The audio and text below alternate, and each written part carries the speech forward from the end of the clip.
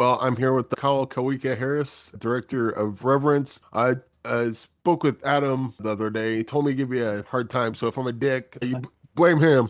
It's all his No, fault. no, it's all good. But I guess we'll start with that because I talked to him. You guys have worked together in the past, and we are just kind of talking about the importance of like collaboration and being able to work with the same people over and over again, sort of the benefits of that.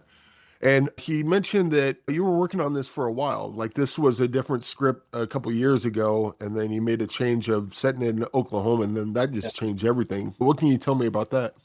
Yeah, I'm repped in LA, and I write a lot of movies on spec, and this Reverence was originally called Dominion, and it was something I wrote in 2019, set in a national park where a young boy goes missing and his father's searching for him. There's a big investigation, but it was much bigger movie. It still had some of the characters in it, like the Byron Ogden and the character who's the Ben. Oh Lord, I'm just drawing a blank there. Talking about too many movies lately. But a lot of the characters from that script rolled right over into Reverence. But after I did the movie Out of Exile a couple years ago, it came out. We paid our investors back, and they were like, "Hey, what else do you have that's set in a small town? And let's just go do another one." And so I was looking through all the scripts I've written, and a lot of them are a lot bigger projects. And so I just rewrote Dominion into Reverence and set it in a small, Oklahoma town, and just went and did it that way. And sort of the elements were similar. That a person goes missing in plain sight, sort of thing, with all these other characters and things. But like, it was just something we could do in a budget and set it here at home. And actually, with the support and resources that we have, we could actually pull it off. Did any of the story aspects change? Because like setting it and making it smaller, obviously you got to condense it. But like, what were some things that changed? Where it's like, oh, it was good in this script, but I think it kind of works a little better now. Yeah, I mean, yeah, a lot of things did change, like the ending for sure, like where the character worked at, in Dominion, he was just a family guy. He was at home, and they were kind of getting away because he's suffering from PTSD, and he was getting himself in some trouble because he was coming back for it, and like he wasn't sort of able to come back into town life and just sort of live comfortably. And so they were going out, on a vacation, and that's when the kid goes missing.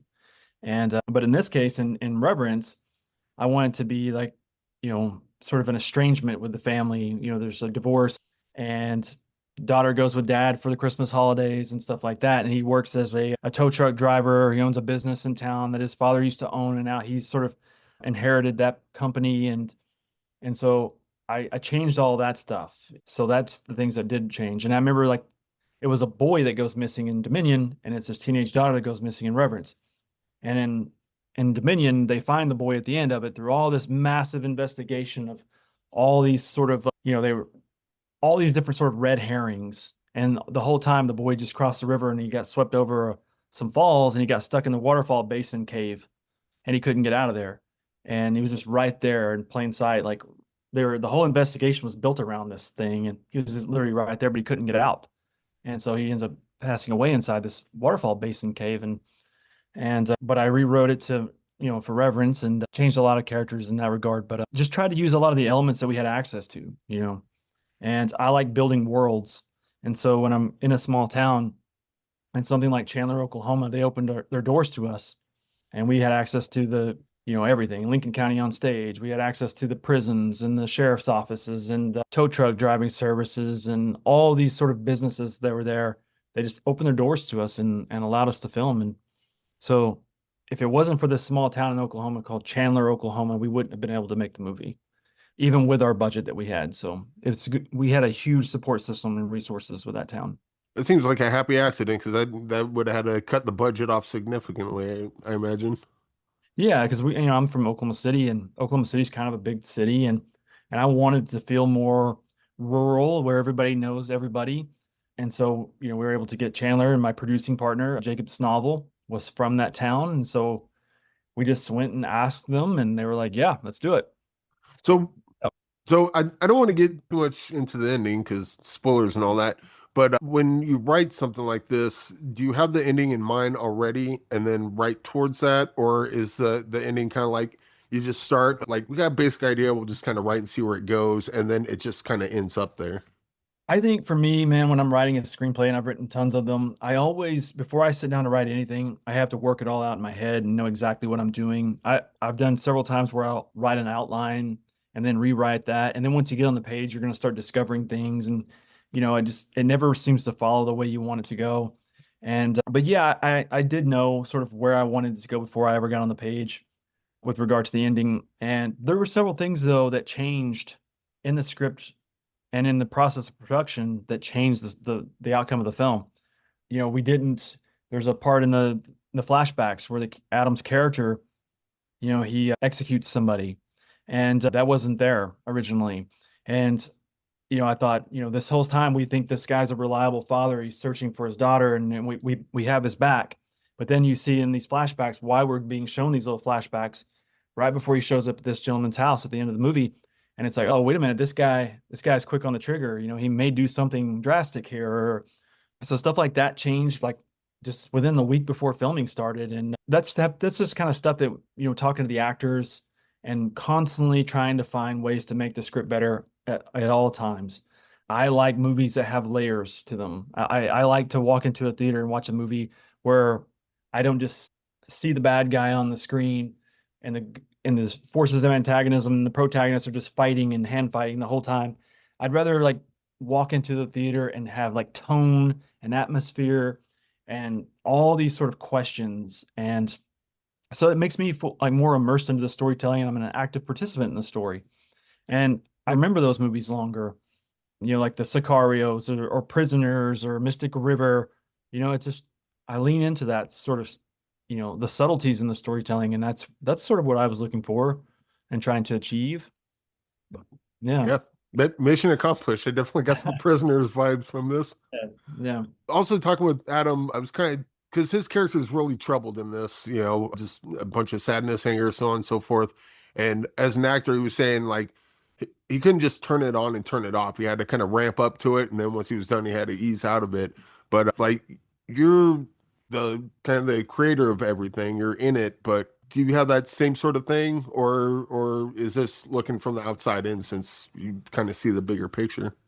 Yeah, I mean, I know sort of every moment, I prep really, really hard for everything and do all my setups and my shot lists. And I sort of know I break down the script and like into the scenes, knowing what I'm going to shoot that day. And maybe I'll come in on it and say, okay, what are we trying to achieve in this scene? What's the quest for the character in this scene? Or what does he want? What does he need? What's haunting him here? And so like every time we do a scene for the first the day, Adam comes in or the other actors, and I just kind of give them this sort of template of like, this is your character journey for the day. And we just try to achieve it. And sometimes, Adam, he doesn't like to eat.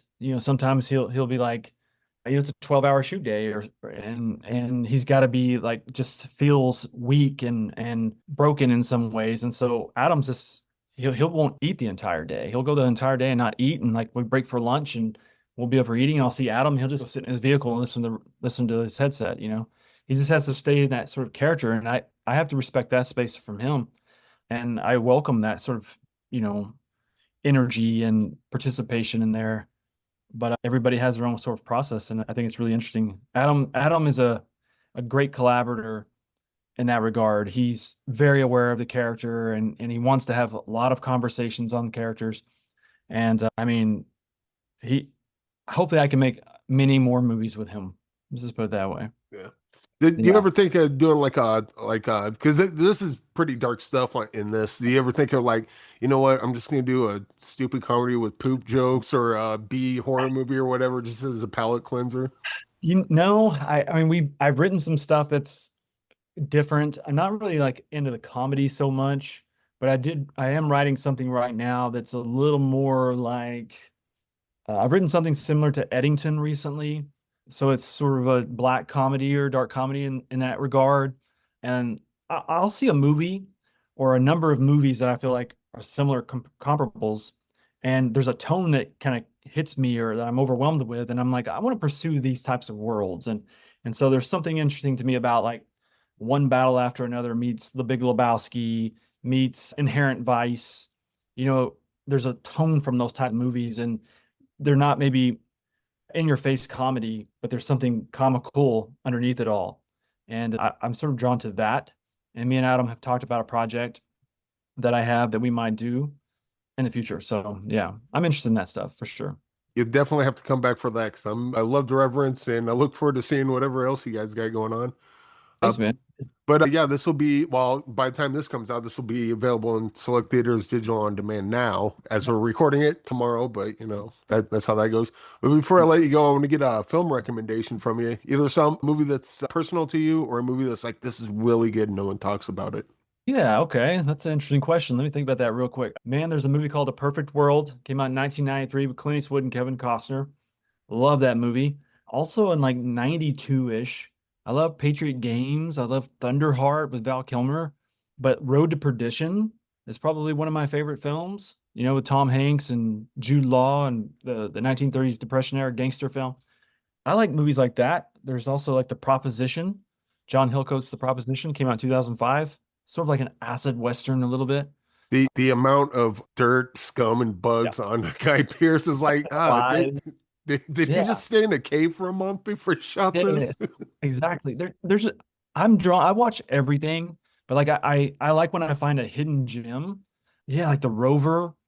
I think it's David Michôd's The Rover. It came with Guy Pearce. I think that one's interesting to me. I just like some stuff that like maybe these hidden gems that fall beneath the radar but if you watch them, they're thematically driven. They have there's layers to it. Also like Prisoners. I think Prisoners is a movie that people don't talk about enough, and I think it's just an amazing film. And yeah, so All right. hopefully And Reverence. Watch all those after you done watching Reverence. yeah. But Kyle, thanks for joining me. Really enjoyed the movie and congratulations on it. Thanks, Ben. Yeah, appreciate it.